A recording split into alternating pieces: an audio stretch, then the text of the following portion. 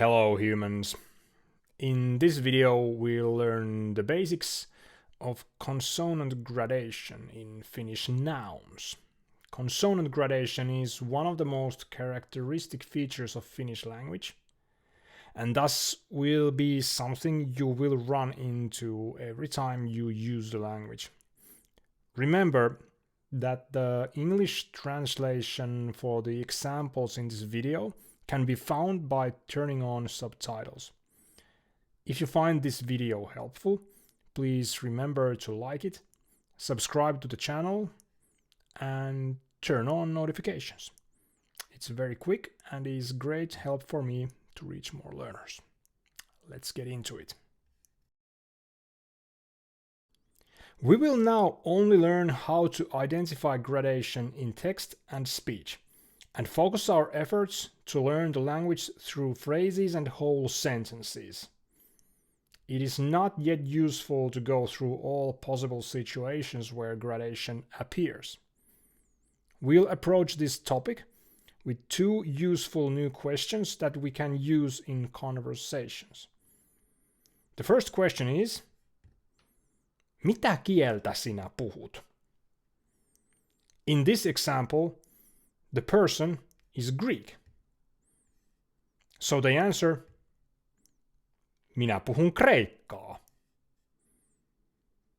Another useful question is, mistä sinä olet kotoisin? To which they would answer, olen kotoisin Kreikasta. Now we can see that when we say Kreikkaa, there are two K's. But when we say Kreikasta, we only use one K. This is a very common feature of Finnish language that is best learned as you go. Let's move forward and see further examples. Next, we'll look at the most basic concepts of gradation. A lot of the examples I present here might be unfamiliar words to you, but it's not necessary to learn them at this point. Just focus on observing how the gradation works in these examples. First of all, gradation is separated into two categories, strong and weak. The simplest type of gradation to spot is when the consonants K, P, and T change from the strong double consonant to a weak single consonant. Examples of this type of gradation would be the words haarukka, haarukalla, reppu, repussa, and keitto, keiton. To make things a bit more complicated, a single K, P, or T can also appear as a strong gradation, which vary with a completely different consonant or the consonant disappearing completely.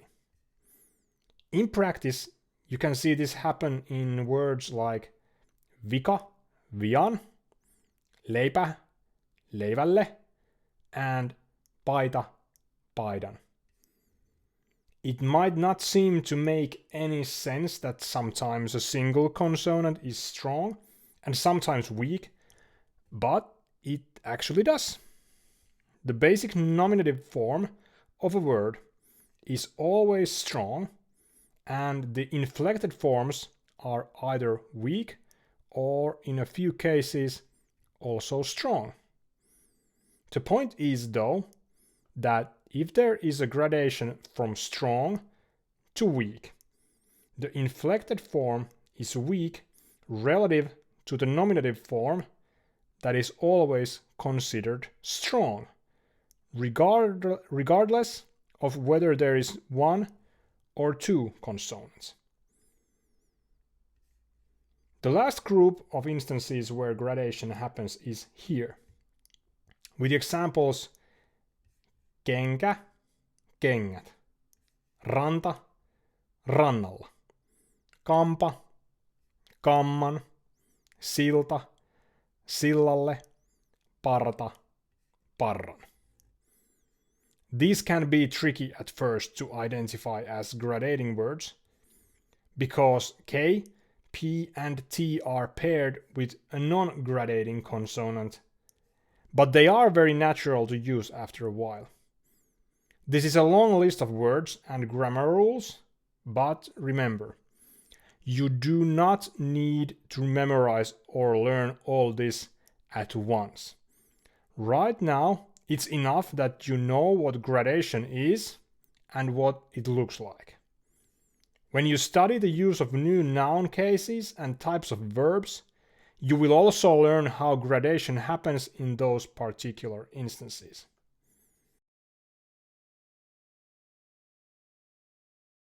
It's worth noting that some combinations of consonants might appear as gradating, but they are actually not. Combinations HK, SK, ST, and TK are not subject to gradation. They are very commonly seen in Finnish words such as tuhka, tuhkan, tasku, taskussa, posti, postin, and putki, putkessa, to name a few. Another group of nouns where gradation is not found are words with two vowels in the end. For example, lapio, lapiolla, and keittiö, keittiön are not subject to gradation.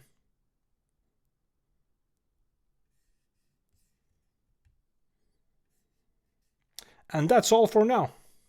Thank you for watching. As always, feel free to leave a question or comment, and remember to subscribe to the channel for more content. See you next time. Heippa!